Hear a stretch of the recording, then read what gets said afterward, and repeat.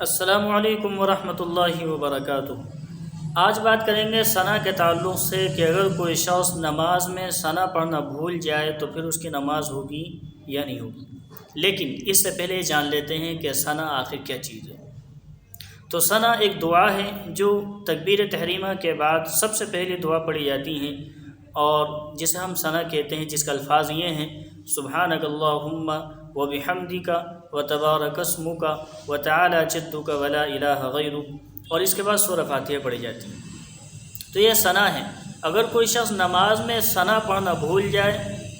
تو پھر اس کی نماز کا حکم کیا ہے، نماز ہوگی یا نہیں ہوگی؟ تو یہاں پر ایک ضابطہ یاد رکھیں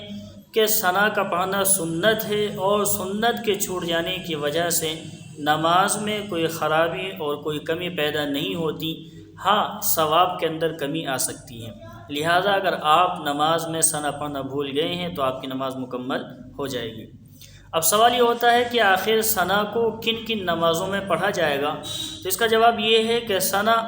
ہر نماز میں پڑھی جائے گی، چاہے وہ فرض ہوں جیسے فجر، ظہر، عصر، مغرب، عشاء، یا پھر سنت ہوں، یا پھر نوافل ہوں، یا پھر واجب جیسے وتر۔ گویا کہ جو بھی نماز ہو، ہر نماز کے شروع میں تکبیر تحریمہ کے بعد سب سے پہلی دعا آپ جو پڑھیں گے وہ ثنا ہی پڑھیں گے۔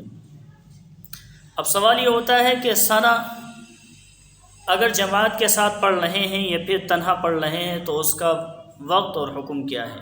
تو اگر تنہا پڑھ رہے ہیں تو تنہا میں تو کوئی مسئلہ ہی نہیں ہے۔ آپ جو ہے تکبیر تحریمہ کہیں گے، اللہ اکبر کہتے ہوئے اپنے ہاتھوں کو اٹھائیں گے اور باندھ لیں گے، اور سب سے پہلے ثنا پڑھیں گے، اور اس کے بعد اعوذ باللہ اور بسم اللہ اور سورہ فاتحہ، اس طریقے پر اپنی نماز کو آپ مکمل کریں گے۔ لیکن اگر آپ امام صاحب کے ساتھ جماعت میں پڑھ رہے ہیں اور وہ امام صاحب جہری نماز پڑھا رہے ہیں، جہری سے مراد یہ ہے جیسے فجر، یعنی کہ جس کے اندر زور سے پہلی 2 رکعت کے اندر قرات کی جاتی ہے، جیسے فجر ہے اور مغرب ہے اور عشاء ہے، ان کی پہلی 2 رکعت میں جو ہے قرات کی جاتی ہیں۔ لہذا ان نمازوں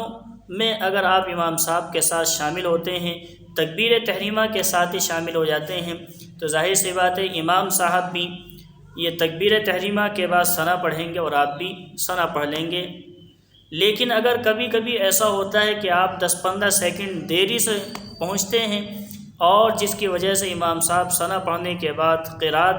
کرنا شروع کر دیتے ہیں، اور اس وقت تک آپ کی جو ہے ثنا مکمل نہیں ہوتی بلکہ آدھی ہی ہوتی ہے یا تھوڑی سی ہو جاتی ہے، بہرحال مکمل نہیں ہوتی، تو اس وقت حکم یہ ہے کہ اگر آپ نے جہاں تک بھی پڑھی ہو اور امام صاحب قرات شروع کر چکے ہوں تو آپ نے جہاں تک بھی پڑھی ہے وہیں پر آپ بریک لگا دیں گے، اس سے آگے جو ہے آپ کو ثنا نہیں پڑھنی ہے، بلکہ امام صاحب جو پڑھ رہے ہیں، قرات کر رہے ہیں، اس قرات کو دھیان سے سننا ہے۔ اس لیے کہ قرآن کریم کا سننا واجب ہے، اور یہ ثنا کا پڑھنا یہ سنت ہے۔ اللہ رب العزت نے قرآن کریم کے اندر فرمایا: وَإِذَا قُرِئَ الْقُرْآنُ فَاسْتَمِعُوا لَهُ وَأَنصِتُوا لَعَلَّكُمْ تُرْحَمُونَ، اور جب قرآن کریم پڑھا جائے تو دھیان سے سنو اور خاموش رہو تاکہ تمہارے اوپر رحم کیا جائے۔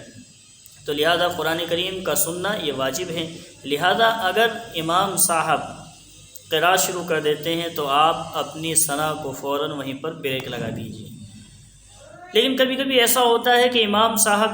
قرات بھی شروع کر چکے ہیں اور آپ ایسے وقت میں جماعت کے ساتھ شامل ہو رہے ہیں کہ امام صاحب قرآن کریم کی تلاوت کر رہے تھے نماز میں، تو اس وقت کیا ثنا پڑھیں گے؟ تو نہیں، اس وقت جو ہے آپ کو ثنا نہیں پڑھنی ہے، بلکہ تکبیر تحریمہ کہتے ہوئے اپنے ہاتھوں کو اٹھانا ہے اور باندھ لینا ہے، اور بالکل خاموش کھڑے رہنا ہے، اور قرآن کریم کی جو تلاوت چل رہی ہے اس کو دھیان سے سننا ہے۔ یہ تو تھا پہلی رکعت کا مسئلہ۔ لیکن اگر آپ جہری نمازوں میں، جہری سے مراد یعنی کہ فجر، مغرب اور عشاء میں دوسری رکعت میں شامل ہوتے ہیں کہ جس میں امام صاحب قرات کر رہے تھے، تو اس وقت بھی آپ کو تکبیر تحریمہ کہتے ہوئے امام صاحب کے ساتھ جماعت میں شامل ہو جانا ہے۔ آپ کی چونکہ 1 رکعت چھوٹ چکی ہے، اس لیے اس 1 رکعت کو جب آپ پورا کریں گے، امام صاحب کے سلام پھیرنے کے بعد آپ جب کھڑے ہوں گے تو سب سے پہلے ثنا یعنی سبحانک اللہم وبحمدک وتبارک اسمک وتعالی جدک ولا الہ غیرک یہ پڑھنا ہے۔ اس کے بعد اعوذ باللہ، بسم اللہ اور سورہ فاتحہ اور کسی سورت کو ملا کر اپنی پوری نماز کو مکمل کرنا ہے۔ تو یہ تھا جہری نماز کا مسئلہ۔ لیکن اگر آپ ایسی نماز میں شامل ہو جاتے ہیں کہ جس میں امام صاحب قرات نہیں کرتے، جیسے ظہر ہے، خاموش ہے، سری نماز ہے،